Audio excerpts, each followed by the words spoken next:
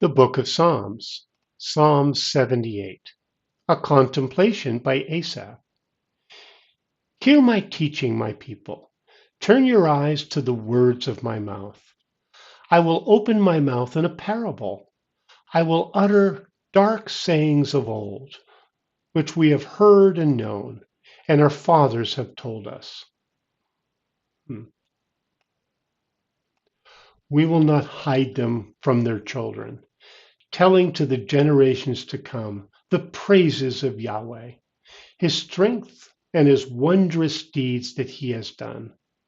For he established a covenant in Jacob and appointed a teaching in Israel, which he commanded our fathers, that they should make them known to their children, that the generations to come might know, even the children who should be born, who should arise and tell their children,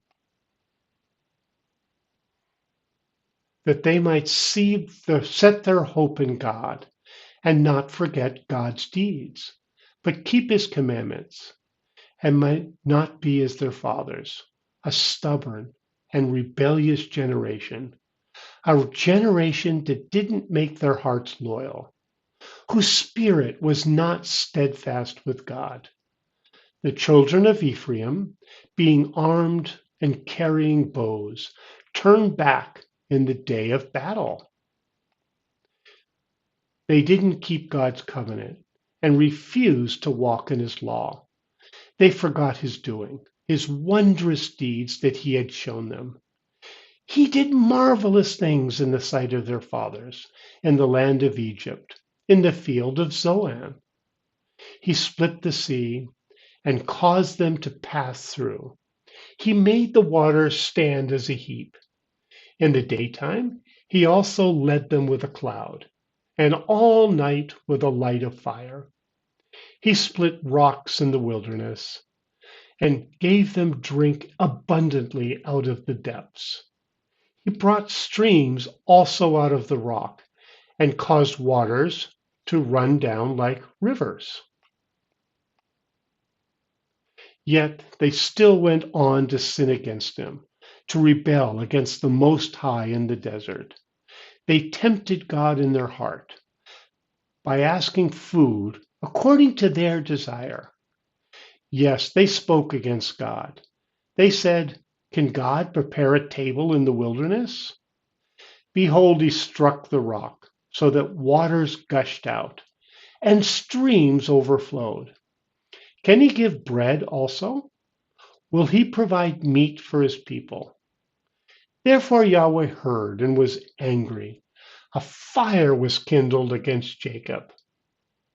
Anger also went up against Israel,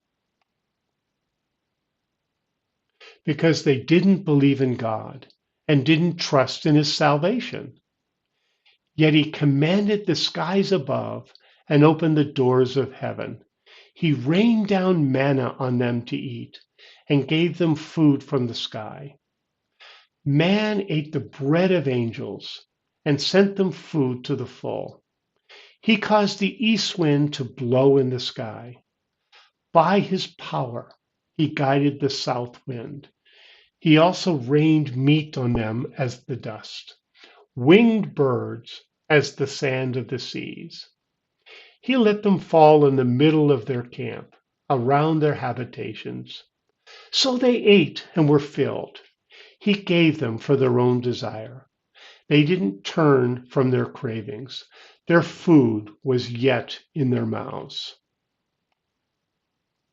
When the anger of God went up against them, killed some of their strongest, and struck down the young men of Israel. For all this they still sinned and didn't believe in his wondrous works. Therefore, he consumed their days in vanity and their years in terror. When he killed them, then they inquired after him. They returned and sought God earnestly. They remembered that God was their rock, the Most High God, their Redeemer. But they flattered him with their mouth and lied to him with their tongue. for their heart was not right with him, neither were they faithful in his covenant. But he, being merciful, forgave iniquity and didn't destroy them. Yes, many times he turned his anger away and didn't stir up all his wrath. He remembered that they were but flesh, a wind that passes away and doesn't come again. He often, how often they rebelled against him in the wilderness and grieved him in the desert. They turned again and tempted God and provoked the Holy One of Israel. They didn't remember his hand, nor the day when he redeemed them from the adversary, how he set his signs in Egypt, his wonders in the fields of Zoan. He turned their rivers into blood and their streams so that they could not drink. He sent among them swarms of flies, which devoured them, and frogs, which destroyed them. He also gave their increase to the caterpillar, and their labor to the locust. He destroyed their vines with hail, their sycamore fig trees with frost. He also gave over their livestock to the hail, and their flocks to the hot thunderbolts. He threw on them the fierceness of his anger, wrath, indignation, and trouble, and a band of angels of evil. He made a path for his anger. He didn't spare their soul from death, but gave their life over to the pestilence, and struck all the firstborn in Egypt, the chief of their strength in the tents of Ham. But he led out his own people like sheep, and guided them in the wilderness like a flock. He led them safely, so that they weren't afraid, but the sea overwhelmed their enemies. He brought them to the border of his sanctuary, to this mountain, with his right hand had taken. He also drove out the nations before them, allotted them for an inheritance by line, and made the tribes of Israel to dwell in their tents. Yet they tempted and rebelled against the Most High God and didn't keep his testimonies, but turned back and dealt treacherously like their fathers. They were twisted like a deceitful bow, for they provoked him to anger with their high places and moved him to jealousy with their engraved images. When God heard this, he was angry and greatly abhorred Israel, so that he abandoned the tent of Shiloh, the tent which he placed among them, and delivered his strength into captivity, his glory into the adversary's hand. He also gave his people over to the sword and was angry with his inheritance. Fire devoured their young men. The virgins had no wedding song. Their priests fell by the sword, and their widows couldn't weep. Then the Lord awakened as one out of sleep, like a mighty man who shouts by reason of wine. He struck his adversaries backward.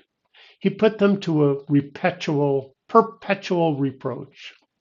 Moreover, he rejected the tent of Joseph and didn't choose the tribe of Ephraim, but he chose the tribe of Judah, Mount Zion, which he loved.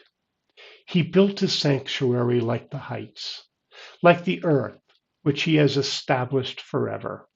He also chose David, his servant, and took him from the sheepfolds, from following the ewes that had been their young. From following the ewes that have their young. He brought him to the shepherd of Jacob. He brought him to be the shepherd of Jacob, his people in Israel, his inheritance.